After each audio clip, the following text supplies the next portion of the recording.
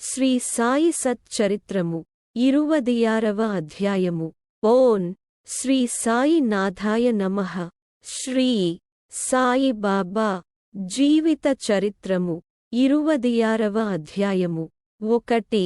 భక్త పంతు. 2. హరిశ్చంద్ర పితలే. 3. గోపాల అంబాడేకర్. ప్రస్తావన: ఈ విశ్వమునందు కనిపించు ప్రతి వస్తువు కేవలము భగవంతుని మాయచే సృష్టించబడినది. ఈ వస్తువులు నిజముగా నుండియుండలేదు. నిజముగా నుండునది ఒక్కటే, అదియే భగవంతుడు. చీకటిలో తాడును గాని దండమును కాని చూచి పామను కొనునట్లు, ప్రపంచములో కనిపించు వస్తువు బాహ్యమునకు అగుపడునట్లు గాన్పించును గాని యంతర్గతముగా నున్న సత్యమును తెలిసికొనలేము. సద్గురువే మన బుద్ధియను అక్షులను దెరిపించి వస్తువులను సరిగా జూచునటుల జేయును. మనకగుపడునది నిజస్వరూపము కాదని గ్రహించెదము. కాబట్టి సద్గురుని యసలైన దృష్టిని కలుగజేయుమని ప్రార్థింతుముగాక. అదే సత్యదృష్టి. ఆంతరిక పూజ. హేమాడ్ పంతు మనకొక కొత్తరకము పూజావిధానమును బోధించుచున్నారు.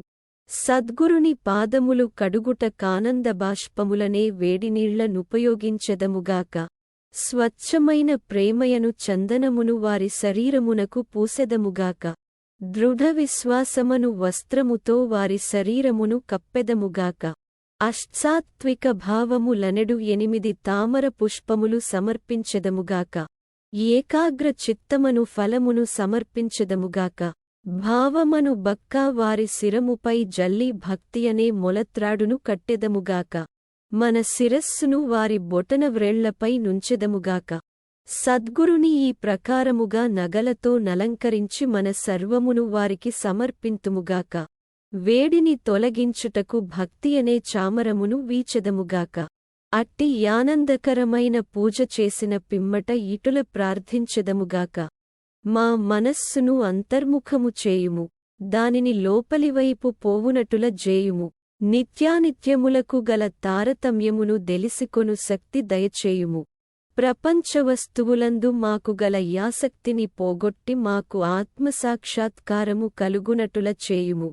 మేము మా శరీరమును, ప్రాణమును సర్వమును నీకు సమర్పించెదము.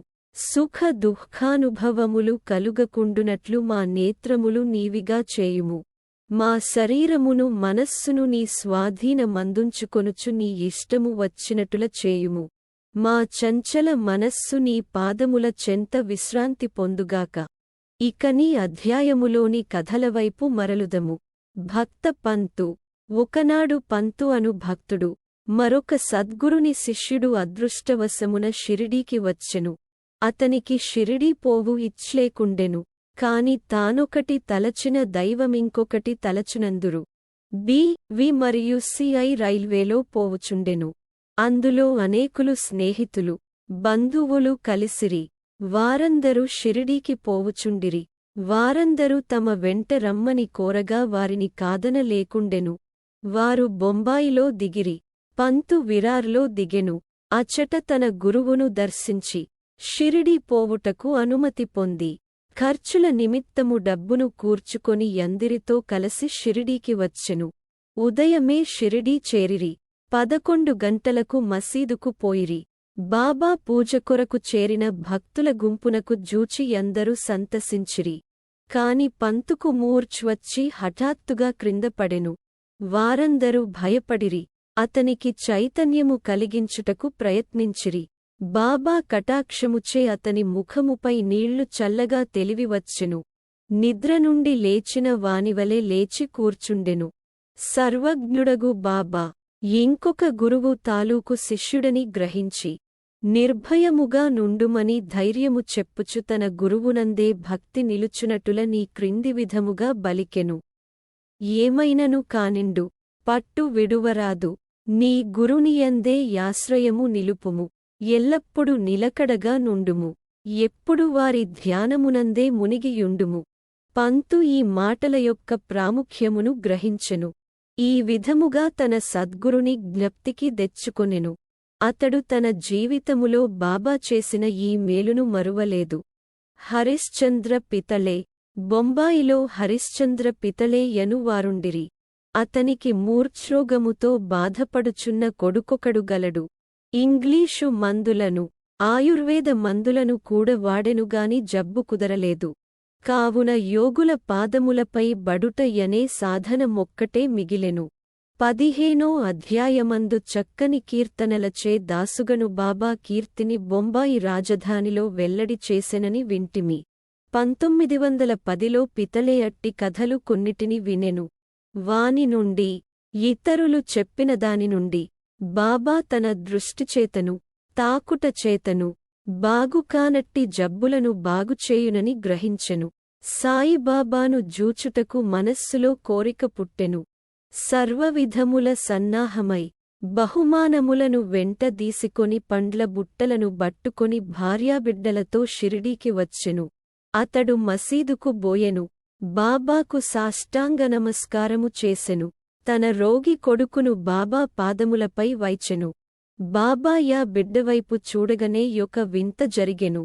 పిల్లవాడు వెంటనే కండ్లు గిర్రున తిప్పి చైతన్యమును దప్పి నేలపైబడెను. అతని నోట చొంగ కారెను. అతని శరీరమున చెమట పట్టెను. అతడు చచ్చిన వానివలే పడెను. దీనిని జూచి తల్లిదండ్రులు మిక్కిలి భయపడిరి. అటువంటి మూర్ఛలు వచ్చుచుండెనుగాని ఈ మూర్ఛ చాలాసేపటివరకుండెను. తల్లి కంటినీరు వరదలుగా కారుచుండెను. ఆమె ఏడ్చుటకు మొదలిడెను. ఆమె స్థితి దొంగల నుండి తప్పించుకొనవలెనని యొక గృహములోనికి పరుగెత్తగా అది తన నెత్తిపై బడినట్లు.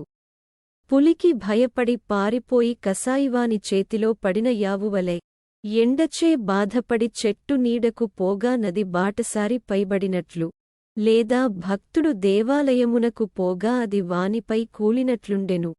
ఆమె ఇటు లేడ్చుచుండగా బాబా యామెనిటుల యోదార్చెను. ఇటు లేడ్వవలదు, కొంతసేపాగుము, ఓపికతో నుండుము, కుర్రవానిని బసకు దీసికొని పొమ్ము, అరగంటలో వానికి చైతన్యము పచ్చును. బాబా చెప్పిన ప్రకారము వారు నెరవేర్చిరి. బాబా మాటలు యథార్థములయ్యెను. వాడాలోనికి దీసికొని పోగానే కుర్రవానికి చైతన్యము వచ్చెను. పితలే కుటుంబమంతయు సంతోషించిరి. వారి సంశయములన్నియు దీరెను. పితలే బాబా దర్శనమునకై భార్యతో మసీదుకు వచ్చెను. బాబా పాదములకు వినయముతో సాష్టాంగ నమస్కారము చేసి వారి పాదముల నొత్తుచు కూర్చుండిరి. మనస్సులో బాబా చేసిన యుపకారమునకు నమస్కరించుచుండిరి. బాబా చిరునవ్వుతో నిట్లనియై, నీ యాలోచనలు, సంశయములు, భయోత్పాతములు ఇప్పుడు చల్లబడినవా? ఎవరికైతే నమ్మకము, ఓపిక గలదో వారిని తప్పక భగవంతుడు రక్షించును. పితలే ధనికుడు, మర్యాద గలవాడు. అతడందరికి అపరిమితముగా మిఠాయి పంచిపెట్టెను. బాబాకు చక్కని పండ్లను తాంబూలమునిచ్చెను. పితలే భార్య సాత్వికురాలు, నిరాడంబరము, ప్రేమభక్తులతో నిండియుండెను. ఆమె స్తంభమునకు దగ్గరగా కూర్చుని బాబావైపు దృష్టి నిగిడ్చి కండ్ల నుండి యానందభాష్పములు రాల్చుచుండెను. ఆమె స్నేహ ప్రేమ భావములను గని బాబా మిక్కిలి సంతుష్టి చెందెను. దేవునివలె యోగీశ్వరులు కూడా తమ భక్తులపై నాధారపడెదరు. ఏ భక్తుడు హృదయపూర్వకముగను, మనఃపూర్వకముగను పూజించి శరణు వేడునో వానికే భగవంతుడు తోడ్పడును. వారు కొద్ది రోజులు బాబా వద్ద సుఖముగా నున్నపిమ్మట ఇంటికి పోవనిశ్చయించి బాబా దర్శనమునకై మసీదుకు వచ్చిరి. బాబా వారికి ఊదీ ప్రసాదమిచ్చి ఆశీర్వదించెను. పితలేను దగ్గరకు బిలచి ఇట్లనెను, బాపూ, అంతకుముందు 2 రూపాయలిచ్చియుంటిని, ఇప్పుడు 3 రూపాయలిచ్చుచున్నాను. వీనిని నీ పూజామందిరములో బెట్టుకొని పూజింపుము. నీవు మేలు పొందెదవు. పితలే వీనిని ప్రసాదముగా నంగీకరించెను. బాబాకు సాష్టాంగ నమస్కారము చేసి యాశీర్వచనములకై ప్రార్థించెను. ఇదే తనకు షిరిడీ పోవుటకు మొదటిసారి గనుక అంతకుముందు 2 రూపాయలిచ్చినను బాబా మాటల యర్థమును గ్రహింపలేకుండెను. దీనిని తెలిసి కొనవలెనని కుతూహలపడెను గాని బాబా యూరకొనెను. స్వగృహమునకు పోయి తన ముదుసలి తల్లికి ఈ వృత్తాంతమంతయు చెప్పి బాబాయంతకు ముందు 2 రూపాయలిచ్చిననెను. అదేమియని అడిగెను. ఆమె తన పుత్రునకిట్లనెను, నీ కొడుకుతో నీవిప్పుడు షిరిడీకి పోయినట్లు మీ తండ్రి నిన్ను దీసికొని అక్కల్ కోట్కర్ మహారాజుగారి వద్దకు బోయెను. ఆ మహారాజు కూడా సిద్ధపురుషుడు, పూర్ణయోగి, సర్వజ్ఞుడు, దయాళువు. మీ తండ్రి నిర్మలమైన భక్తుడు కనుక ఆయన పూజను స్వామి ఆమోదించిరి. వారు మీ తండ్రికి 2 రూపాయలిచ్చి మందిరములో బెట్టి పూజింపు మనిరి. మీ తండ్రిగారు చనిపోవు వరకు వానిని పూజించుచుండిరి. అటు పిమ్మట పూజ ఆగిపోయినది.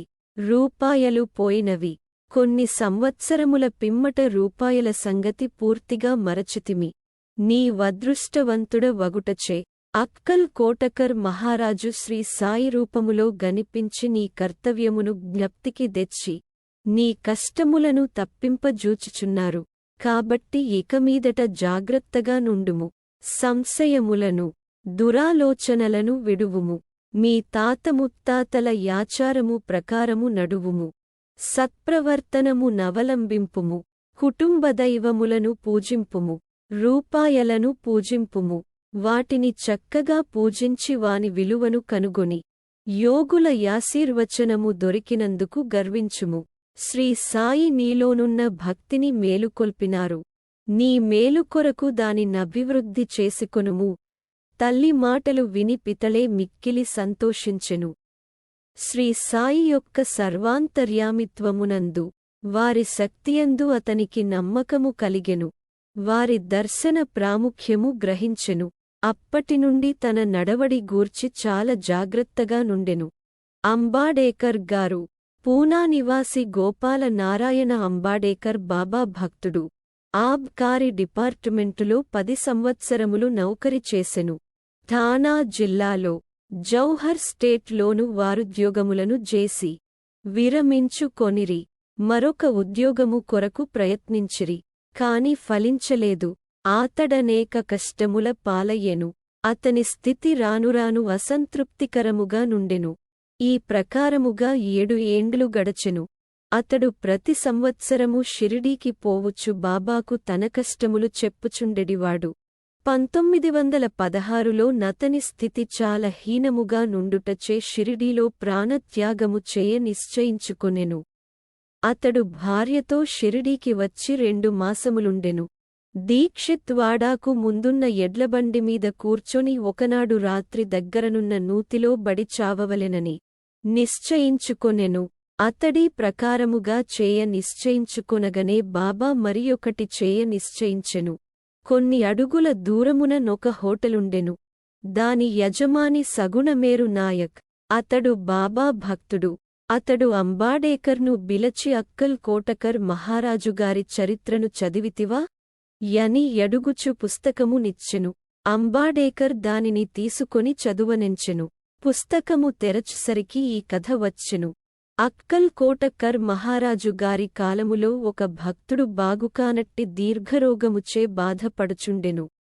బాధను సహించలేక నిరాశజంది బావిలో దుమికెను. వెంటనే మహారాజు వచ్చి వానిని బావిలోనుంచి బయటకు దీసి ఇట్లనెను, గతజన్మ పాపపుణ్యములను నీవు అనుభవించక తీరదు. నీ అనుభవము పూర్తి కాకున్నచో ప్రాణత్యాగము నీకు తోడ్పడదు. నీవింకొక జన్మమెత్తి బాధ యనుభవించవలెను. చచ్చుటకు ముందు కొంతకాల మేల నీ కర్మననుభవించరాదు. గత జన్మముల పాపముల నేల తుడిచివేయరాదు. దానిని శాశ్వతముగా పోవునట్లు జేయుము. సమయోచితమైన ఈ కథను చదివి అంబాడేకర్ మిగుల నాశ్చర్యపడెను. వాని మనస్సు కరగెను. బాబా సలహా ఈ ప్రకారముగా లభింపనిచో వాడు చచ్చియేయుండును. బాబా సర్వజ్ఞత్వమును దయాళుత్వమును జూచి అంబాడేకరుకు బాబాయందు నమ్మకము బలపడి అతనికిగల భక్తి దృఢమయ్యెను. అతని తండ్రి అక్కల్ కోట్కర్ మహారాజు భక్తుడు. కాన కొడుకు కూడా తండ్రివలే భక్తుడు కావలెనని బాబా కోరిక. అతడు బాబా యాశీర్వచనమును పొందెను. వాని శ్రేయస్సు వృద్ధి పొందెను. జ్యోతిష్యము చదివి అందులో ప్రావీణ్యము సంపాదించి దాని ద్వారా తన పరిస్థితి బాగుచేసుకొనెను. కావలసినంత ధనమును సంపాదించుకొనగలిగెను. మిగత జీవితమంతయు సుఖముగా గడిపెను. ఓం నమో శ్రీ సాయినాథాయ. శాంతి శాంతి శాంతి. 26వ అధ్యాయము సంపూర్ణము. సద్గురు శ్రీసాయినాథార్పణమస్తు. శుభం భవతు.